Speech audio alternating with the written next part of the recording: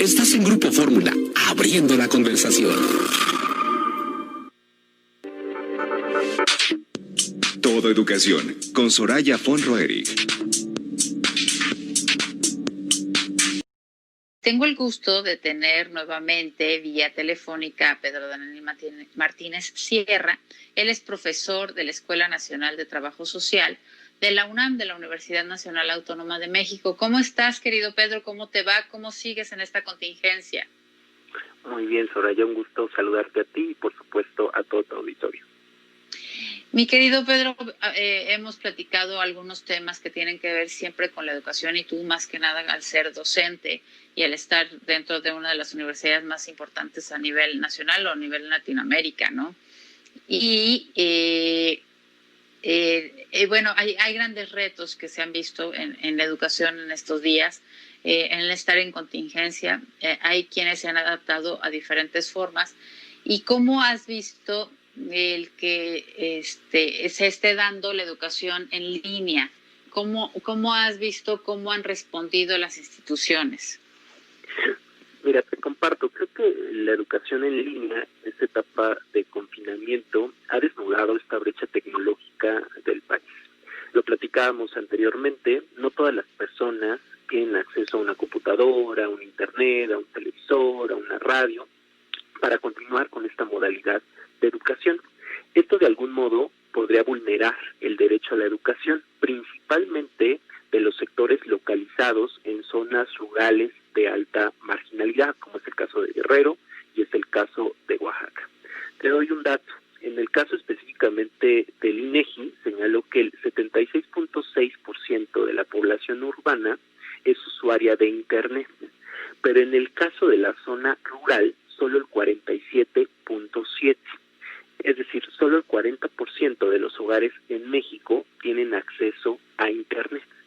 Este dato, por supuesto, que desnuda la gran desigualdad y exclusión que existe en el sistema educativo, que incluso antes de la pandemia ya se encontraba en crisis, donde estas frases de quédate en tu casa pues toman evidentemente diferentes connotaciones porque las familias están viviendo distintos tipos de cuarentenas.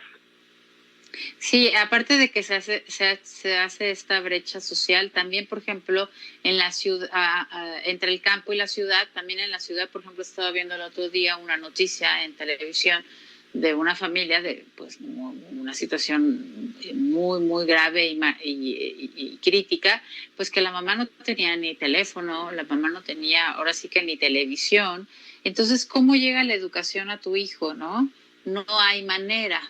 Y ya, aparte de esa barrera tan grande y de desigualdades para que los medios electrónicos vengan, también se vio que querían hacerlo de otra manera, que los maestros estuvieran en contacto con los niños de la educación básica sobre todo y que les llevaran manuales a donde se encontraban.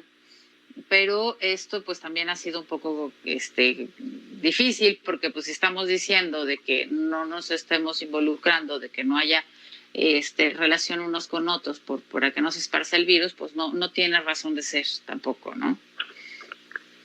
Sí, mira, Soraya, creo que en México, y tenemos que tomarlo en cuenta de esa manera, hay un sector de la población cuyas condiciones socioeconómicas de vida no les permiten poder tener incluso acceso a agua, acceso a jabón, para poder llevar a cabo incluso medidas básicas de cuidado. Ahora, si pensamos particularmente en el tema de la educación en línea, esto por supuesto que se dificulta todavía más. Hay familias que tienen que resolver esta situación con limitados recursos, ¿no? Viven en cuartos o en departamentos muy, muy pequeños, donde en este caso podemos encontrar familias extensas, donde hay más incluso de 5 integrantes, donde el acceso a las computadoras se vuelve limitado. Aunado a esto, tenemos el estrés de muchos papás que no saben qué hacer, en este caso con los hijos, no saben cómo llevar a cabo todas las tareas que implica esta educación en línea, lo que se está traduciendo en oleadas importantes de violencia. No, y además de esto, muchas veces el conocimiento que los padres tienen, y estoy hablando en todos los niveles, porque además la educación que se imparte hoy es, para mi gusto y porque lo he visto con mi hija, es mucho más elevada o tiene más conocimientos que los que yo tenía o ven más cosas. Entonces, si aparte yo tengo un rezago a lo mejor en cuanto a que yo llegué a unos estudios básicos y luego mi hijo pues a lo mejor ya está terminando la primaria o está en la secundaria, pues ¿cómo voy a poder yo ayudarle en hacer la tarea, no? Además, los niños, las niñas y los adolescentes están experimentando un aburrimiento, un estrés por el hecho de estar 8 horas frente a una computadora, ¿no? Y esto también es sumamente riesgoso, en el sentido de que, bueno, están estudiando de manera forzada en este sistema de educación en línea, están utilizando muchísimos dispositivos electrónicos y en muchos casos sin supervisión de los adultos, lo cual puede resultar muy peligroso, ya que como tú lo sabes, el tener acceso a Internet, pues también es una llave que te abre hacia un mundo de posibilidades, tanto positivas como negativas.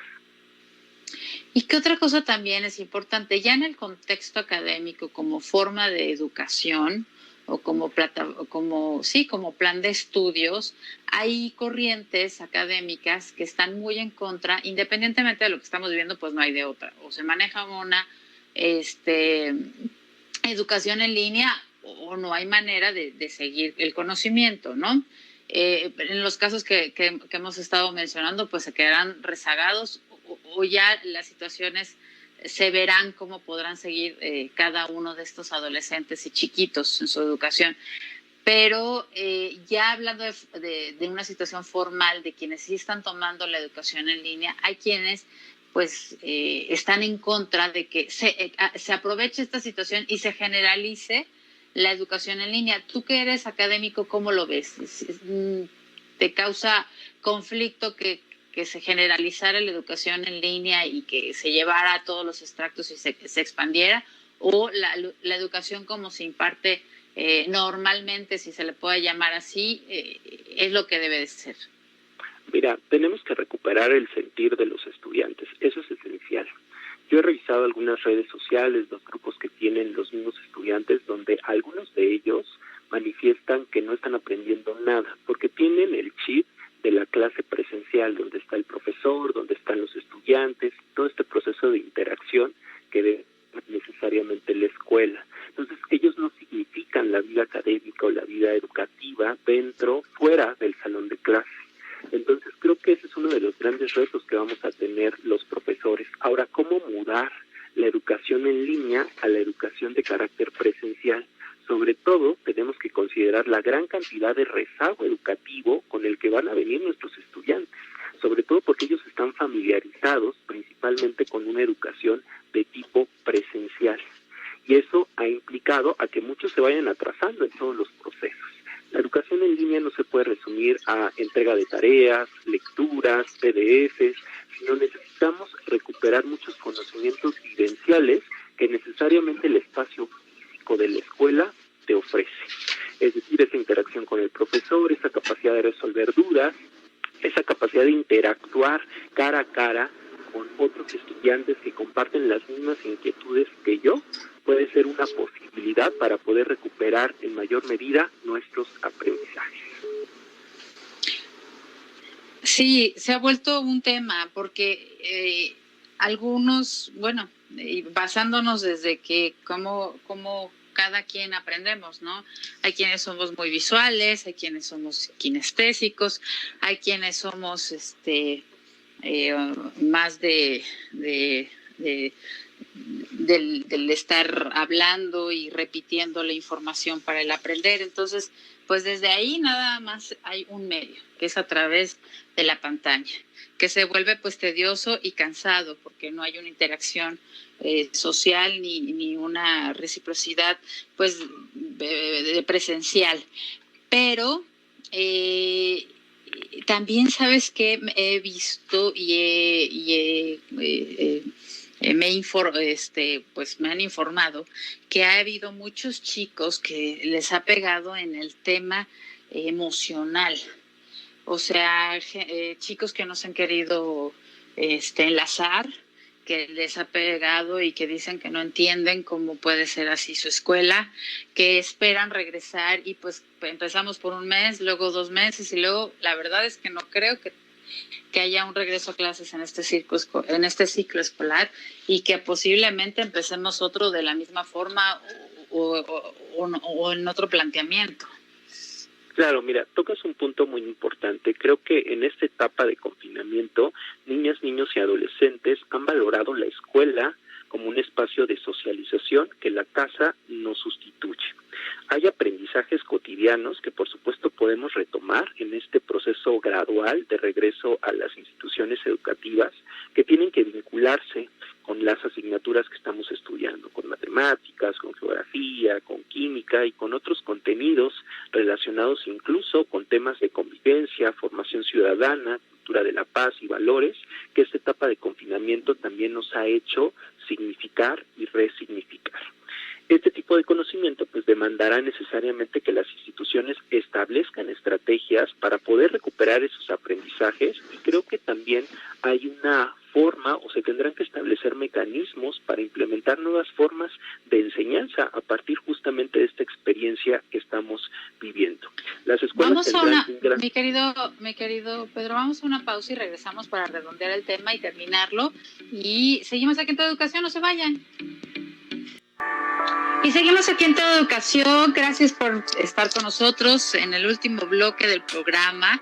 Estamos con Pedro Daniel Martínez Serra. Él es el profesor de la Escuela Nacional de Trabajo Social de la UNAM, con quien platicamos todos los temas que tienen que ver con la educación en general y sobre todo este tema que ha sido hoy en día de suma importancia porque se ha tenido que reinventar, lo hemos tenido que pues tomar como se presenta en nuestras casas y con nuestros hijos en base a los recursos que tenemos.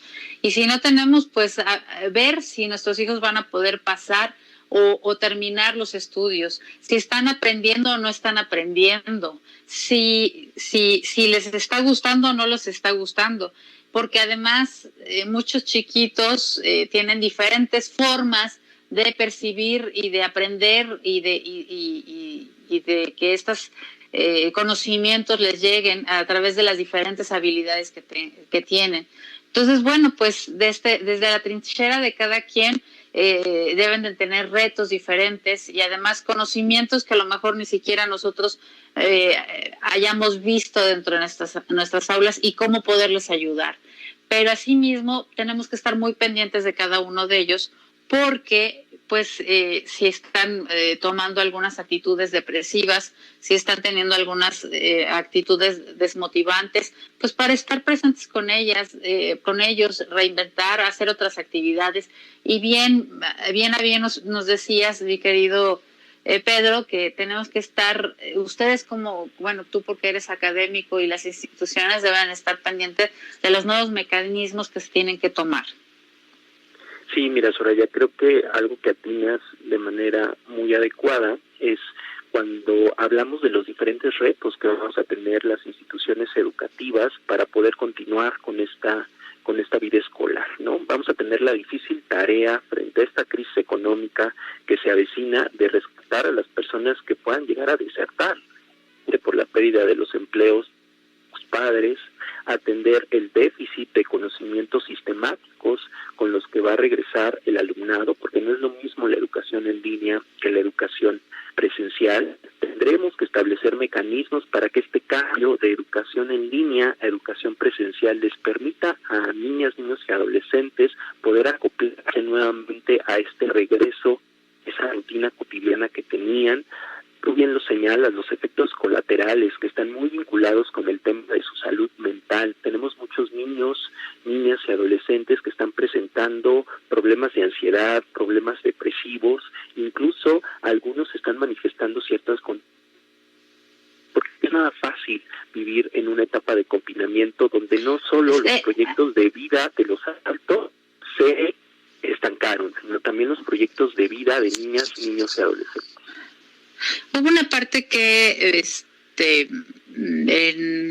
en la educación que pues no se contemplaba, que es todo este cambio que se está dando y que a lo mejor chiquitos tuvieran que tomar educación en línea. Y yo creo que están sumamente pues aburridos, porque no creo que sea nada divertido, que todos los estudios de educación, ya sabes, que le llaman constructivista, o aquellas corrientes como el Montessori, o para que son un contexto para niños de educación básica muy diferentes, pues no creo que la estén pasando muy padre. Además, también había muchas quejas de algunos padres que, pues, bien a bien, si todo el trabajo que no se estaba haciendo en el aula, pues lo querían mandar a la casa y entonces tenían toneladas de tarea, ¿no? Que los padres decían, oigan, pues espérense, yo tengo otras cosas que hacer, no soy el maestro de mi hijo ni la maestra de mi hijo. Y entonces ese contexto viene a cambiar, pero sí todas las instituciones, los profesores, los académicos, pues se están reinventando, pero sí se tienen que poner pues las pilas y ponerse a ver el contexto de cómo se van a dar las cosas, porque bien a bien yo creo que sobre todo en la educación particular, si las instituciones no se ponen las pilas, los padres no seguirán en esas instituciones y los niños mucho menos.